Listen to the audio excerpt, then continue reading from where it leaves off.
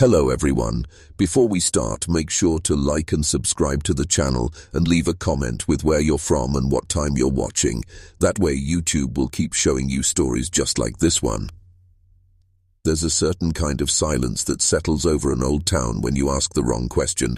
It's not loud, not angry. It's almost polite. A pause in conversation, a hand resting on your arm, someone quietly changing the subject. That's how I first learned about her. The bride whose wedding photograph had been locked away in the Historical Society's back room for over a century. Her face was pale, her eyes almost glassy, and the man beside her, well, he wasn't her father, but his blood was. The record said she married her uncle, not just her uncle, her father's own brother. The whispers said it was for love. The court papers, however, tell a story that feels more like a sentence handed down at birth. It happened in the summer of 1912 in a part of rural America where the roads still turned to mud after every rain and the church bell was the loudest sound for miles. She was just 17 when she walked down that narrow aisle. The family farm was there, the townspeople were there, but her mother wasn't. She had died years before, leaving her husband and his brother to raise the girl together in a house where every wall seemed to lean in on itself. This wasn't the kind of marriage you could chalk up to different times. Even then, the town understood it wasn't right. But something about that family's hold over the land, and over each other, made it happen anyway. No objections, no public scandal, just a quiet, unsettling ceremony followed by decades of silence. I wanted to know why. Why would a father give away his only daughter to his own brother, and why would she accept? What I found in the letters, the census records, and the brittle, water-stained diary pages is a story you weren't supposed to hear, a story that will make you question just how much of our past has been buried under polite smiles and Sunday sermons.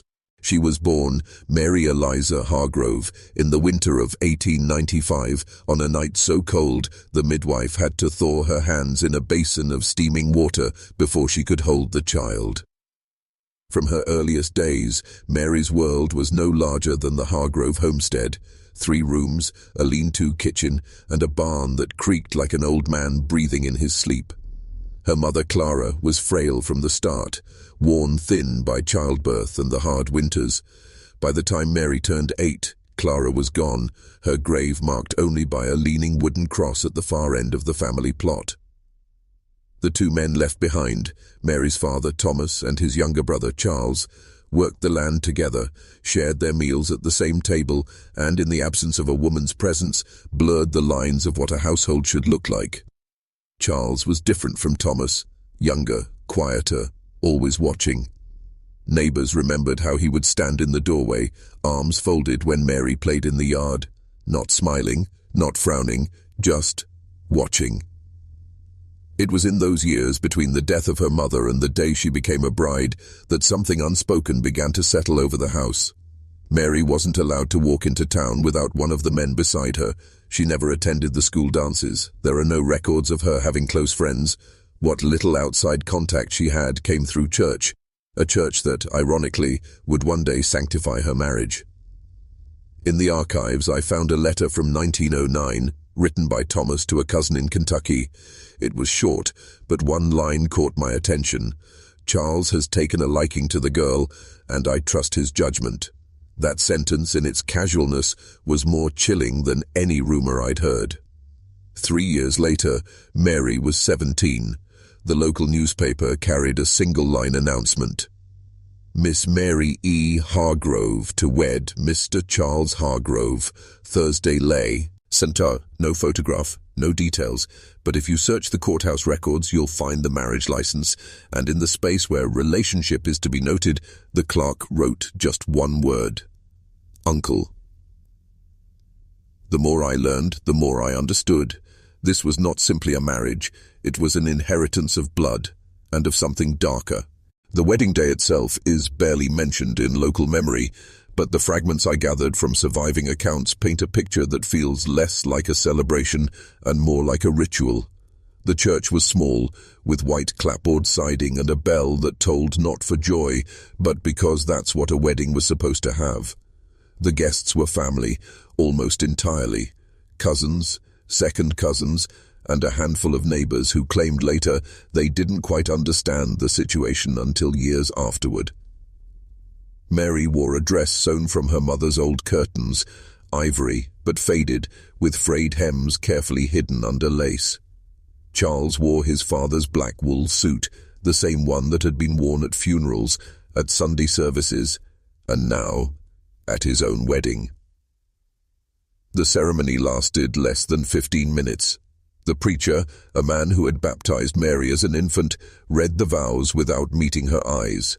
Some said her voice trembled when she spoke the words, "I do." Others swore she said nothing at all and simply nodded. Charles, for his part, kept a hand on her shoulder as if to steady her. When the church doors opened, they stepped into the summer heat together, the sun glaring down as if trying to expose something. A few women in town later admitted they refused to touch the bouquet Mary carried, even when she tried to hand it to them. In that time and place, people didn't openly object, but they could refuse to take part. That night, the Hargrove farmhouse had only one lit window. Inside, the two men and the girl-turned-wife sat to eat. No one recorded what was said, but the diary of a neighbor's daughter contains a single sentence written the following day. "She is not a bride, she is property now." It would be easy to believe this was just one strange event in a forgotten rural town. But as I dug deeper, I found evidence that Mary's marriage was not an accident of isolation. It was part of a family pattern. Old marriage records showed unions between cousins, even siblings, stretching back to the 1870s. This wasn't the breaking of a taboo. This was the family tradition.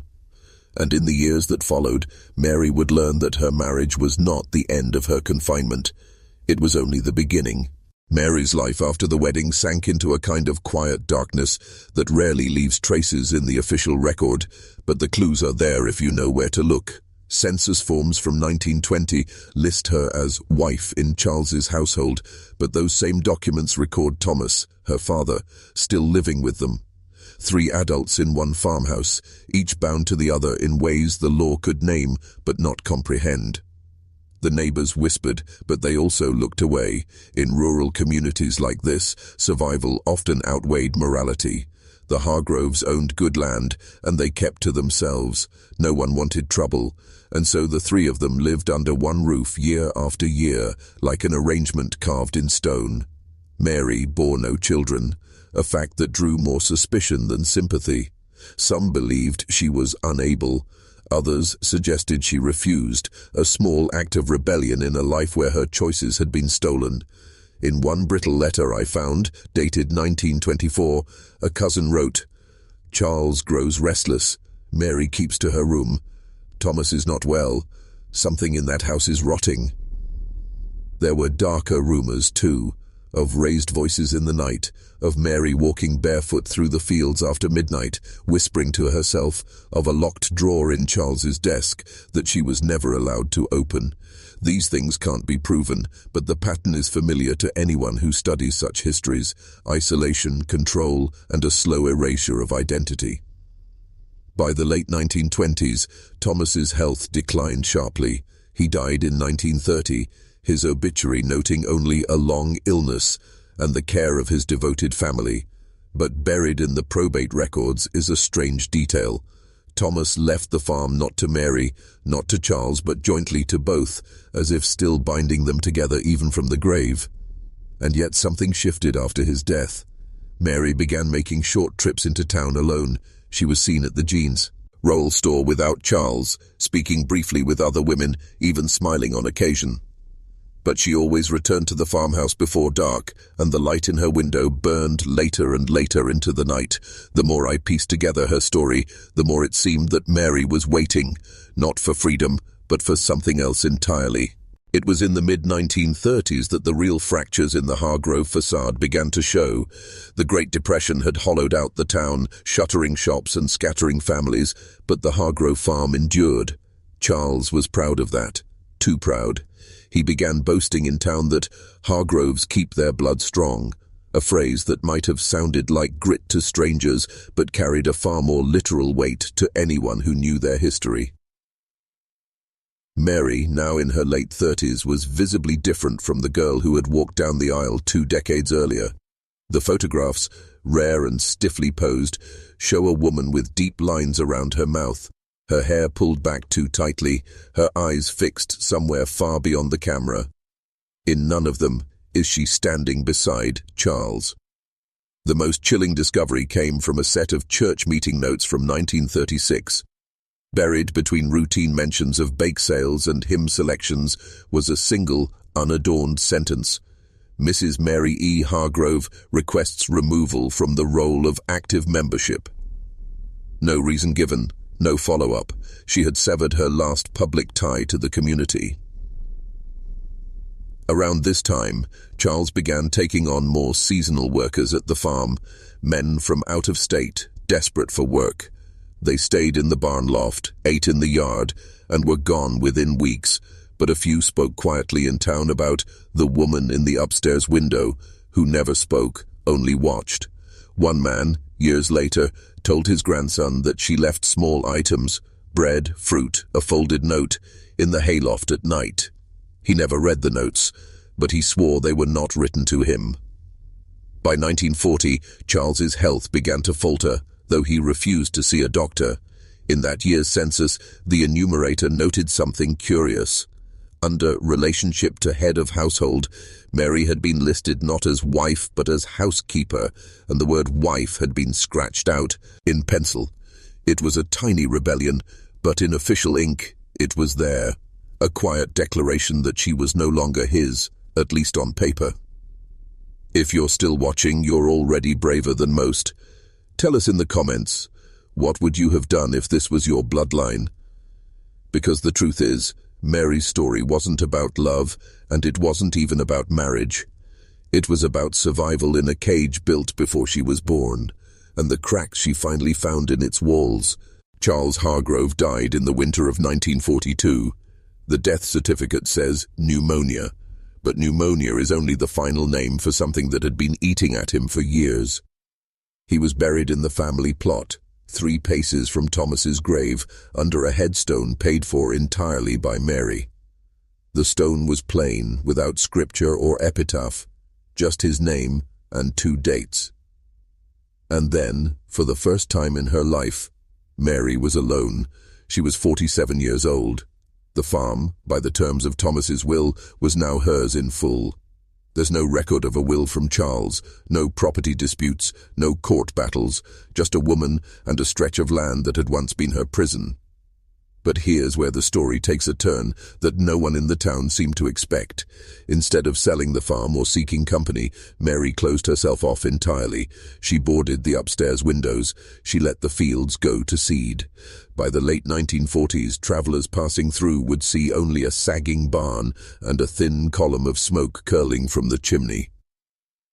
One man, a traveling salesman, claimed he knocked on her door in 1951 and found her sitting at the table, surrounded by dozens of framed photographs, not of Charles, but of Thomas. She spoke little, except to ask him if people still remembered. When he said no, she smiled. What's stranger still are the county records from 1954, which show that Mary legally changed her last name, not back to her maiden name, but to Hargrove Thomas. A hybrid of both men who had defined her life. Whether it was a final act of loyalty or of defiance, no one could agree. Mary died in 1963, alone in the farmhouse. The obituary was 2 sentences long. The funeral was sparsely attended. The property sat empty for years, its ownership tangled in distant relatives who never set foot on the land. Eventually the house collapsed in on itself, leaving nothing but a stone foundation oaked with weeds. But the photographs remain.